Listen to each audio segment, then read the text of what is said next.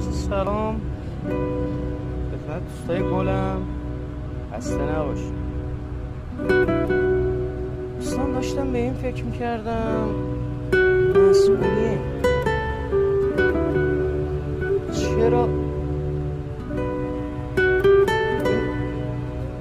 داستان ازدواج رو مثلا قضیه گواهی نامه مثل پایه چرا سخت نمیگیرن؟ چرا آزمون نمیگیرن؟ مثلا اینقدر شکست نباشه تو زندگی. به نظر شما خوب نیست؟ یا آزمونی باشه یا آزمون خطایی باشه بسنجم ببینن آیا هر دو طرف مقابل اهل زندگی هم